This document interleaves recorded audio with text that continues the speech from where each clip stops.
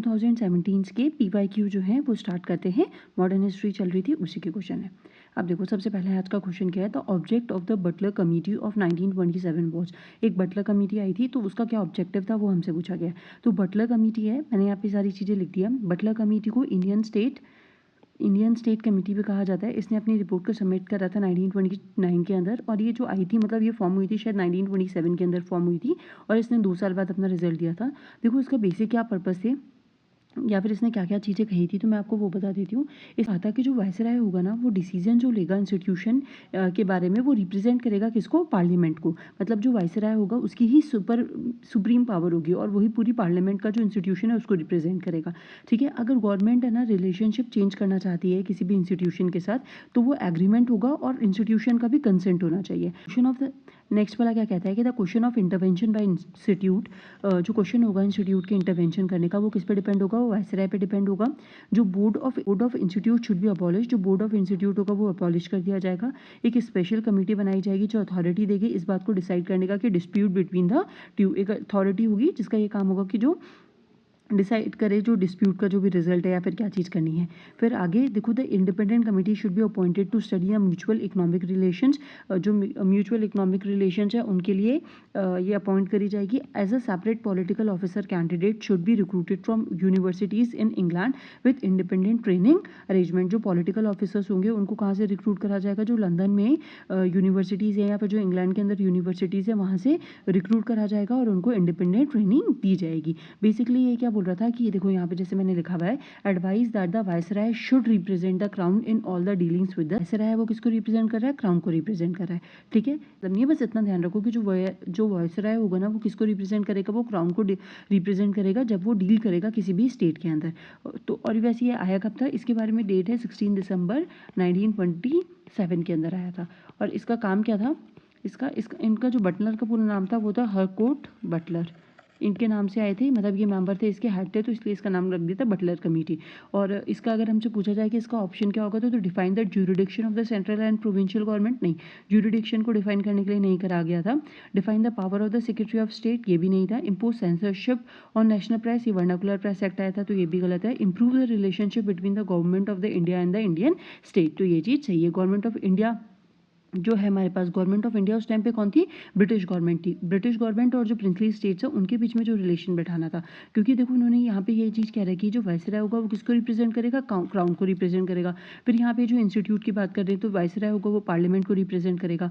Viceroy का किसी भी इंस्टीट्यूट के इंटरवेंशन में करे की परमिशन की ज़रूरत होगी। तो ये सारी जो चीज़ें बताई गई थी वो किससे, रिलेशन के लिए, रिलेशन सुधारने के लिए गवर्नमेंट ऑफ इंडिया और जो इंडियन स्टेट्स हैं उसमें रिलेशन सुधारने के लिए बात कही गई थी। तो इसलिए इसका आंसर क्या हो जाएगा यहाँ पे हमारे पास, डी। नेक्स्ट वाला क्वेश्चन देखो, कंसीडर द फॉलोइंग। यहाँ पे हमसे क्या बोला गया है, कंसीडर द फॉलोइंग पेयर को कंसीडर करना है। अब यहाँ पे देखो सबसे पहला क्या ऑप्शन है, Radha Kant Dev, first president of the British Indian association, तो ये वाली चीज़ सही है। फिर उसके बाद देखो ये मैं आपको बता देती हूँ, पहले तो इसके बारे में देख लो कि ब्रिटिश इंडियन एसोसिएशन कब हुआ था। ब्रिटिश इंडियन एसोसिएशन 29 अक्टूबर 1851 को कोलकाता में हुआ था, जिसको फाउंडेड किसने करा था, राधाकांत देव ने। और किसने बनाया था, देवेंद्रनाथ टैगोर ने। तो राधाकांत देव तो इसके प्रेसिडेंट बने थे और फर्स्ट जनरल सेक्रेटरी कौन बने थे, देवेंद्रनाथ टैगोर बने थे। ये किसके मर्जर से बना था, ये मर्जर से बना था Bengal British Indian society plus landholder society के मर्जर से बना था। इसके अदर मेंबर्स कौन थे, क्रिस्टो दस पाल, प्यारी चंद मित्रा और राम गोपाल घोष, तो ये भी इसके मेंबर्स थे। तो यहाँ पे तो अब इनसे प्रेसिडेंट ही पूछा था, फर्स्ट प्रेसिडेंट इसके राधाकांत देव थे। तो ये वाला जो फर्स्ट ऑप्शन है ये मेरा करेक्ट है। अब मेरा फर्स्ट वाला ऑप्शन मेरा यहाँ पे करेक्ट है, तो करेक्ट तो मेरा फर्स्ट ऑप्शन करेक्ट होगा। तो ये ऑप्शन हो सकता है, ये ऑप्शन हो सकता है, ये नहीं हो सकता, या फिर ये वाला ऑप्शन हो सकता है, 1 2 3। अब अपन सेकेंड ऑप्शन देखते हैं, गजालू लक्ष्मण रासू शेट्टी, फाउंडर ऑफ मद्रास महाजन सभा, तो ये चीज़ गलत है। अब इसके बारे में बताती हूँ। देखो इनके बारे में मैंने लिखा हुआ है कि इन्होंने फॉर्म करी थी मद्रास नेटिव एसोसिएशन। इन्होंने एक न्यूज़पेपर निकाला था द क्रिसेंट, जो कि फर्स्ट इंडियन ओन न्यूज़पेपर था, और ये सेकंड इंडियन थे जिनको अपॉइंट करा गया था member of the Madras legislative council. तो ये यहाँ पर ये फाउंडर ऑफ द मद्रास महाजन सभा से तो नहीं थे, तो ये वाला सेकंड ऑप्शन मेरा रॉन्ग है। सेकंड ऑप्शन मेरा रॉन्ग है, तो ये वाला ऑप्शन गया और ये भी ऑप्शन गया, या तो 1 2 3 है या फिर ऑप्शन ओनली 1 है, तो थर्ड भी चेक करना ही पड़ेगा। लेकिन उसके बाद एक और चीज़ नाम देखो, यहाँ पे जो हमसे पूछा गया है वो किसके बारे में पूछा गया है, मद्रास महाजन सभा। तो मद्रास महाजन सभा के बारे में जान लो इसको 1884 में बनाया गया था, करा गया था P.R. नायडू के द्वारा करा गया था, राजा सलवई रामास्वामी मुदलियार के द्वारा करा गया था और द्वारा करा गया था P. आनंद चार्लू के द्वारा करा गया था।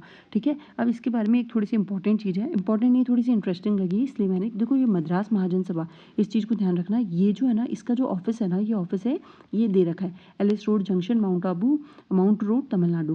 और ये टुडे में द हिंदू, जो सब लोग न्यूज़पेपर अपन पढ़ते ही पढ़ते हैं, तो जो हिंदू का जो आज ऑफिस करेंटली जो ऑफिस कहाँ पे चल रहा है, इसमें चल रहा है। और यहाँ पे पहले किसका ऑफिस हुआ था मद्रास महाजन सभा का होता था, लेकिन अब वो किसके ऑफिस की तरह वर्क कर रहा है, तो जो अपना न्यूज़पेपर आता है द हिंदू, उसके ऑफिस की तरह वर्क कर रहा है। इसके प्रेसिडेंट थे P.R. नायडू और यहाँ पे इसके देखो सेक्रेटरी का ध्यान रखना कि सेक्रेटरी इसके R. बालाजी राव हैं, तो ये वाली चीज़ हमारी गलत हो गई। अब यहाँ पे देखो Surendra Nath Banerjee founder of the Indian association, तो ये चीज़ सही है, सुरेंद्र नाथ बनर्जी ने इंडियन एसोसिएशन की स्थापना करी थी, तो इसका आंसर तो क्या हो जाएगा मेरे पास बी। अब थोड़ा सा और देख लो कि ये जो इंडियन एसोसिएशन है ना, ये 1876 में बनाई गई थी, किसके द्वारा बनाई गई थी, सुरेंद्र नाथ बनर्जी और आनंद मोहन बोस के द्वारा बनाई गई थी। ये इसके सेक्रेटरी थे, इसके प्रेसिडेंट, ये ध्यान रखना, इसके प्रेसिडेंट जो है ना इंडियन एसोसिएशन के, वो सुरेंद्र नाथ बनर्जी नहीं थे, वो थे रवि कृष्ण मोहन बनर्जी। तो ये चीज़ थोड़ी सी इंपॉर्टेंट है, इसलिए ध्यान रख लेना, क्योंकि प्रेसिडेंट और वो पूछा जाता है, तो सबके याद नहीं करना, लेकिन जो पूछ रखे हैं पहले PYQ में उनको छोड़ के मत जाना। तो इसलिए इसका आंसर क्या हो जाएगा, ऑप्शन डी। नेक्स्ट वाला क्वेश्चन देखते हैं। Who among the following was associated with the introduction of the ryotwari settlement in India during the British rule? Ryotwari settlement 2000 के अंदर ये क्वेश्चन था, वहाँ पे मैंने आपको ये फॉर्मूला बताया था कि इसको याद कैसे करना है। तो देखो मैंने आपको बताया था कि R से रैयत शुरू होता है, तो इससे इसका नाम है थॉमस रीड। फिर M मुनरो मद्रास से शुरू होता है, तो MM हो गया, तो थॉमस मुनरो और मद्रास हो गया। फिर उसके बाद मैंने आपको एक और बताया था कि बॉम्बे में एलिफेंटा की गुफा है, तो एल्फेंस्टीन हो गया था यहाँ पर। तो ये तीनों वर्ड याद कराए थे। अब देखो यहाँ पे अलेक्जेंडर रीड, रैयतवाड़ी से रीड, तो ये फर्स्ट सेकंड ऑप्शन सही हो गया। अब सेकंड ऑप्शन सही हो गया तो मेरा देखो या तो ये वाला ऑप्शन होगा या फिर ये वाला ऑप्शन होगा, ये और ये गए। तो ये जो ट्रिक्स होती हैं, देखो एलिमिनेशन में काम करा है इसने। फिर आपको ये चीज़ पता होगी कि थॉमस मुनरो भी मैंने याद कराया था मद्रास से, कि थॉमस मुनरो को मैंने कहाँ से याद कराया था, ये देखो थॉमस मुनरो और मद्रास से, तो थॉमस मुनरो भी इससे रिलेटेड है, तो ये भी हो जाएगा। तो अभी भी अपने पास 2 और 3 है, 2 और 3, वैसे भी 2 और 3 को चेक करने की ज़रूरत ही नहीं थी, क्योंकि दोनों ही ऑप्शन में, इस वाले ऑप्शन में भी 2 और 3 ऑप्शन आ रहा है, इसमें भी 2 और 3 ऑप्शन आ रहा है, तो ये तो सही होगा। हमें फर्स्ट चेक करना है, फर्स्ट यहाँ पे नहीं होगा, क्योंकि आपको पता होगा कि जो परमानेंट सेटलमेंट रहता है उसको लागू करने वाले कॉर्नवालिस थे। तब मैंने आपको याद कराया था कि परमानेंट सेटलमेंट में कॉर्न के इतने प्राइस कर दिए हैं, तो इतना शोर मचा है, जॉन शॉरे ने उसे लागू करा था, मतलब उसका ड्राफ्ट तैयार करा था। तो वो ट्रिक मैंने वहाँ पे आपको याद कराई थी कि कॉर्न के प्राइस, कौन से कॉर्नवालिस से मैंने याद कराया था, कॉर्न के प्राइस इतना % शेयर, मतलब इतने % वो कर दिए, फिक्स कर दिए हैं, तो उससे शोर हुआ था ऐसा कुछ। तो इसलिए ये कॉर्नवालिस फर्स्ट वाला ऑप्शन नहीं होगा, फर्स्ट ऑप्शन नहीं होगा, तो ये मेरा गलत हो गया, ऑप्शन डी। तो मेरा आंसर डायरेक्टली क्या आ गया, सी। और रैयतवाड़ी सेटलमेंट सबको पता है क्या होता है, रैयतवाड़ी में क्या होता था कि किसान जो थे उन्हीं को ठेका दे दिया गया था खेती करने का, ना कि जो मिडिल मैन जमींदार वगैरह थे उनसे। तो रैयत मतलब होता है किसान, और ये कब कितने % पे लागू करी गई थी, ये 51% में लागू करी गई थी। ये सबसे पहले 12 महल में किसने स्टार्ट करी थी, कैप्टन रीड ने 1792 के अंदर करी थी। थॉमस मुनरो ने इसे मद्रास में स्टार्ट करा था। 1817 के अंदर इसे एलिफेंस्टोन ने बॉम्बे के अंदर स्टार्ट करा था।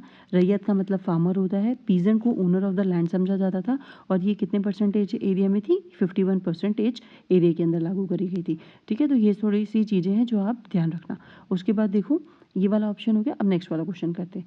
The trade dispute act of 1929 provide for, जो ट्रेड डिस्प्यूट एक्ट आया था 1929 का, उसके वो किसके लिए आया था, the participation of workers in the management of industries, arbitrary power of the management to quell industry dispute and intervention by the British court in event of a trade dispute, a system of tribunal and a ban on strike.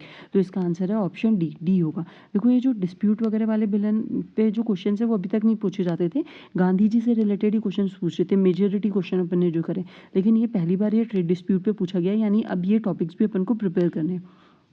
तो देखो trade dispute act क्या है, वे to lay down the procedure of the establishment of courts of inquiry and boards of conciliation. और ये also prohibited करता है strikes और lockouts without notice in public utility and service. तो system of tribunal and ban on strike इसने लागू करा था, तो इसलिए इसका ऑप्शन क्या हो जाएगा, डी हो जाएगा। उसके बाद 2017 के थोड़े से 1-2 क्वेश्चन और बचे हुए हैं, वो मैं नेक्स्ट वीडियो में कराऊंगी। Thank you.